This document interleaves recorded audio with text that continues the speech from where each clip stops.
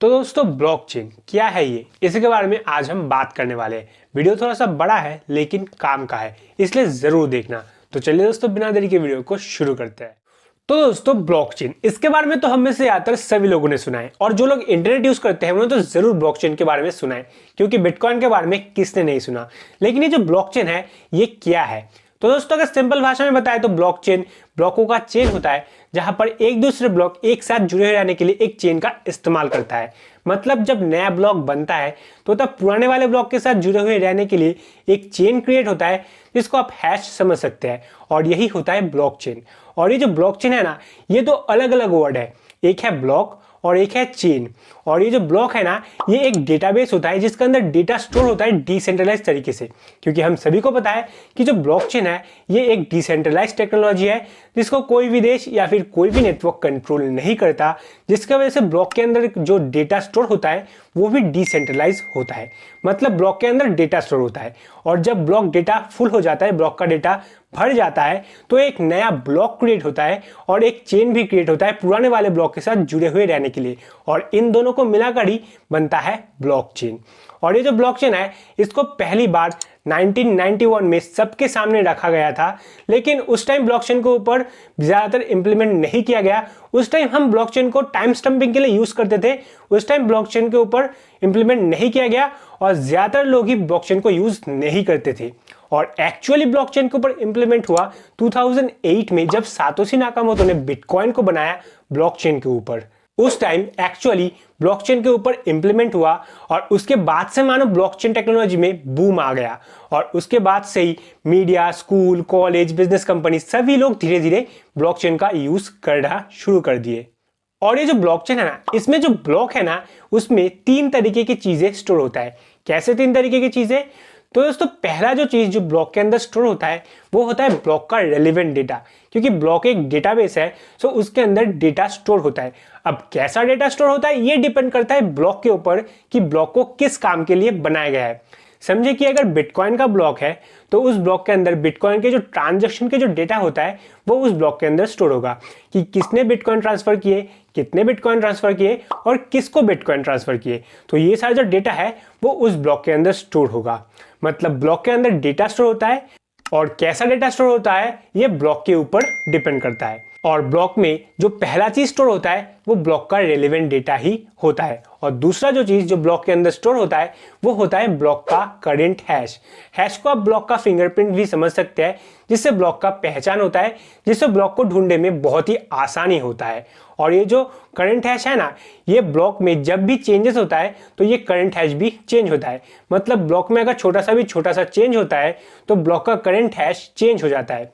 मतलब कुछ ऐसा है कि अगर किसी ब्लॉक में ए लिखकर स्टोर किया जाता है तो उस ब्लॉक का करंट हैश अलग होता है, और अगर उसके बाद उस ब्लॉक में ही ए के बाद बी लिखकर स्टोर किया जाता है तो उस टाइम उस ब्लॉक का करंट हैश अलग होता है।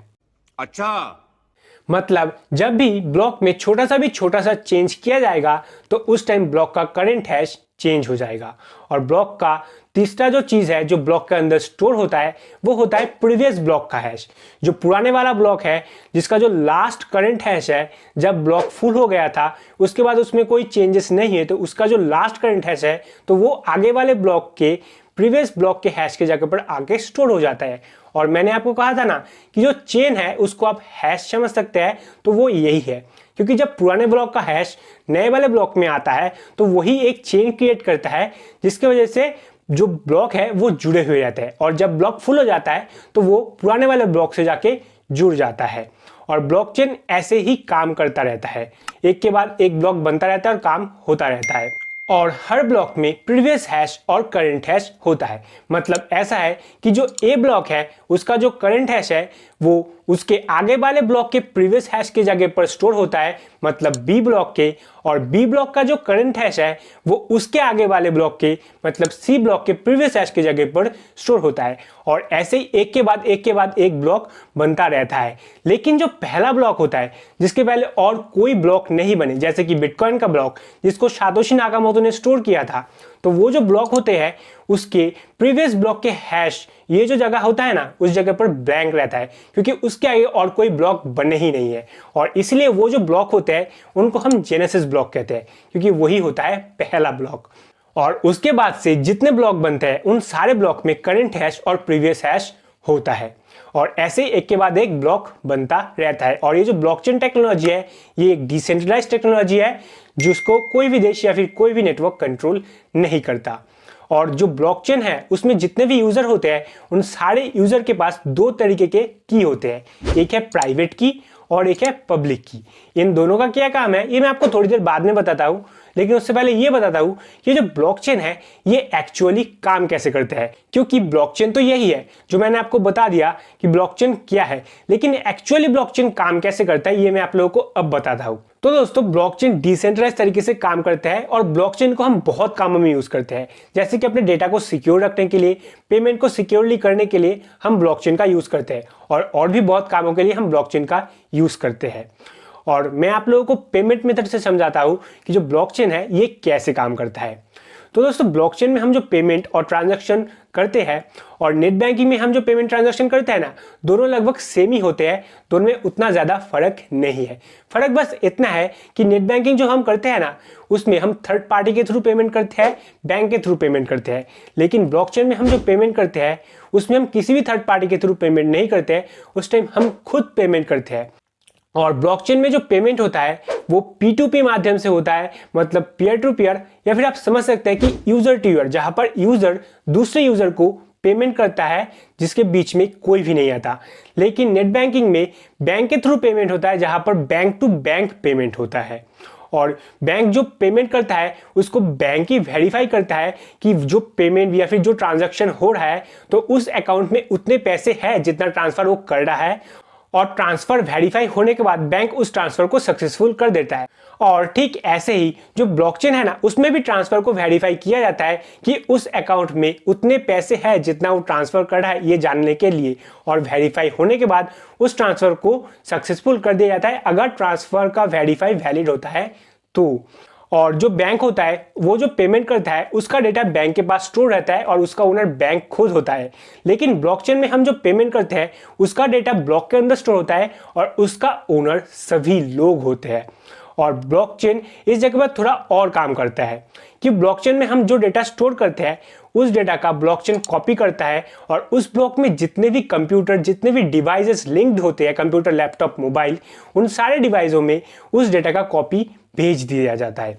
और इसी जगह पर काम में आते हैं पब्लिक की और प्राइवेट की। जो पब्लिक की है उस डेटा को सभी लोग देख सकते हैं, क्योंकि जिस डेटा को कॉपी करके डिवाइसों में भेजा गया है उस डिवाइस का मालिक उस डेटा को तो देख सकता है, इसलिए वो जो डेटा होता है वो पब्लिक की का डेटा होता है जिसको सभी लोग देख सकते हैं कि इस जगह से इस जगह तक इतने पैसे ट्रांसफर हुए, ये पब्लिक डेटा होता है। और जो प्राइवेट की होता है वो सिर्फ उसी यूजर के पास होता है जिसने उस ट्रांसफर को किया है, और वही उस प्राइवेट डेटा को देख सकता है जहां पर होता है कि इस वॉलेट से इस आदमी के इस वॉलेट तक इतने पैसे ट्रांसफर होता है। जो प्राइवेट डेटा होता है वो सिर्फ वही यूजर देख सकता है जिसने उस ट्रांसफर को किया है।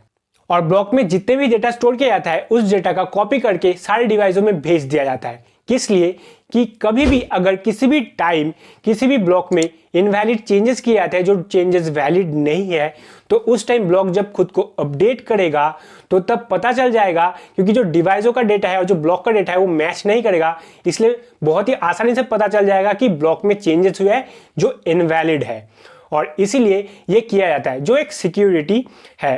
और भी सिक्योरिटी है, जैसे कि मैंने आप लोगों को बताया था कि जो ब्लॉक है उसमें जब भी कोई चेंजेस किया जाता है तो उस टाइम ब्लॉक का करंट हैश चेंज हो जाता है। सो इस टाइम जब ब्लॉक खुद को अपडेट करेगा तो पता चल जाएगा कि इस ब्लॉक में चेंजेस किए गए हैं, क्योंकि जब ब्लॉक में चेंज किया जाएगा तो उस टाइम ब्लॉक का करंट हैश चेंज हो जाएगा, और वो जो करंट हैश है वो उसके आगे वाले ब्लॉक के प्रीवियस ब्लॉक के हैश की जगह पर स्टोर होना चाहिए। लेकिन ऐसा नहीं होगा, क्योंकि जब पुराने वाला ब्लॉक वैलिड डेटा से भर गया था तो उस टाइम जो उसका लास्ट करंट हैश बना था वही आगे वाले ब्लॉक में गया था।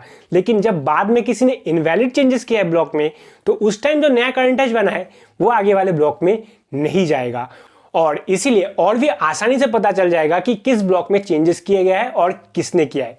और अगर आप इस जगह पर ये सोच रहे हो कि उस आगे वाले ब्लॉक का भी प्रीवियस हैश आप चेंज कर देते तो इस टाइम ये होता कि उस ब्लॉक का करंट हैश चेंज हो जाता और इस टाइम आपको उसके आगे वाले ब्लॉक का भी चेंज करना पड़ता और ऐसे करते करते आपको उन सारे ब्लॉक के डेटा में चेंज लाना पड़ता जो सारे ब्लॉक उस ब्लॉक के बाद जिस ब्लॉक में आपने चेंजेस किए हैं उन सारे ब्लॉक में आपको चेंजेस करना पड़ता जो इम्पॉसिबल है क्योंकि ये कोई भी नहीं कर सकता और इसीलिए ब्लॉकचेन इतना ज्यादा सिक्योर्ड है। और ऐसा नहीं है कि आप इस जगह पर बहुत स्पीड में ये काम कंप्लीट करोगे, ऐसा नहीं है, क्योंकि अगर एक ब्लॉक में भी आपको छोटा सा चेंज करना है ना तो उसके लिए भी आपको 10 मिनट लग जाएंगे, 10 मिनट।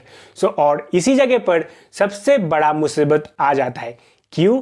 क्योंकि जो ब्लॉक होता है ना वो हर 10 मिनट में खुद को अपडेट करता है कि कोई नया डेटा स्टोर हुआ या नहीं, ये जानने के लिए।